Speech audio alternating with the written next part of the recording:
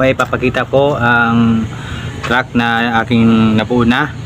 Yan, welcome to my vlog for today's video mga idol. At ilang linggo natin na ginawa yung ating unit. Ngunit ngayon ay tapos na.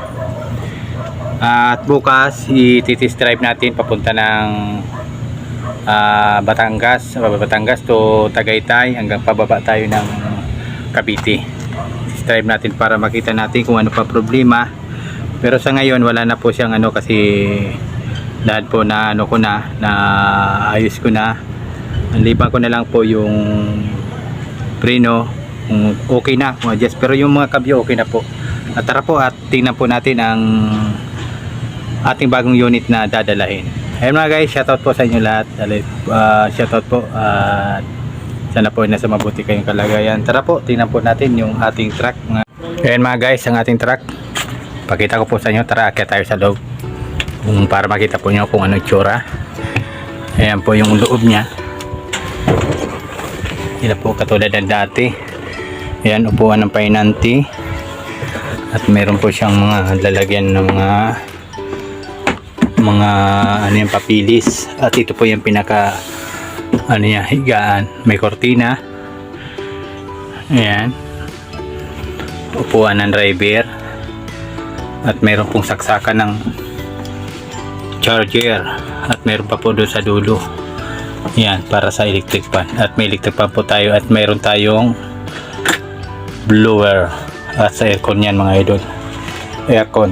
At meron po itong radyo mga idol. Ayan mga idol, meron itong radyo. Ayan, radyo. At meron itong blower. Kung nakikita nyo ay meron siyang hangin. May hangin siya. May hangin. At mayroong extra electric fan yan mga idol. Yan po malakas yan ang hangin mga idol. Kompleto naman siya mga idol. Meron siyang ilaw. At ito ilaw. Kompleto naman. Meron siyang okay pang niya. Walang sira. At ito. Ngayon titistingin natin to bukas o mamayang gabi. Yan, tara po mga idol, sa baba tingnan natin yung gulong. Ayan mga idol, at bago yung gulong, bagong pintura. Ayan, ito naman hangin, nagdadala ng preno, air dryer. At merong ginawa akong kalso, nakadina siya. Ito naman ang pinaka toolbox nya, lagay ng mga jack at kung ano-ano pa, kadliro. Ito mga guys, bagong gulong. Ito sa loob, ito luma siya. Ayan, luma siya. Ito luma, bali may reserva naman tayo. Ayan, reserva natin. Ayan naman yung pinakapuwit natin. Ayan, kumikita nyo, meron siyang tulakan kasi yan ay dati nagbubuhangin mga idol. Ayan naman po yung flooring, bali linis na natin to kahapon. Ayan, kumikita nyo malinis na. At may nakatatak pa yan sa dingding. Sana all. Bali mga idol, wala pa yung map guard. Lalagyan ko na lang, buling ko na lang yan sa yan. Pag paikot ka to. Ito naman yung daanan ng pupunta sa may driveran. Ayan, kung makikita nyo, meron sa pin, pati apakan meron. At meron pang magnet, pampaswerte. Kabilaan pa yan, walang map guard. At ito naman yung battery mga idol, tangki ng diesel. Bali pinalagyan na natin ng takip kasi PVC lang nakalagay dito. Ito lang nakalagay dito.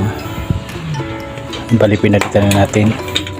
Bali yung mga gulong na pinagpalitan natin wala na yan. May siya na kayo mga idol kasi napakadumi. Ito bago, brand new yan. Ito lang ang surplus kasi kulang sa budget. Yan, kung makikita nyo mga idol, okay na, may pintura na. Ayan, puging-pugi ng ating truck.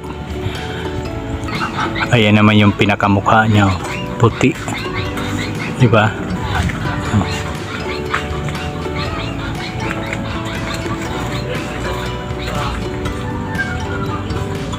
Bali yung mga ilalim idol, linagyan natin ng mga yan, installation kasi wala na siyang original yan hindi na nadala. Yan, malinis ang chassis. Ngayon mga idol, meron din itong hangin. para sa loob ng truck natatanggal yung alikabok. Ayan mga idol, at ito na po yung ating bagong unit. Kita nyo na po yung loob, pinakaloob po dito. Medyo okay naman, okay pa yung loob niya, naka aircon at kompleto pa, at alagaan na lang po ang ating unit para ano yan, tumagal, tatagal sa atin. Ayan po, at maraming salamat po mga idol sa inyong lahat. Thank you po. Hanggang dito na lang po ang aking vlog. Maraming salamat po, at shoutout po sa lahat. Shoutout po sa mga kapwa ko drivers, sa mga painati, sa lahat-lahat po, at sa mga nag-uumpisa pa lang. Ayun, ito pong unit ay inutay-utay ko po na ano yan, tinutingting at inayos. Bali po, tumagal po na ilang buwan itong ating truck na hindi natin nahawakan.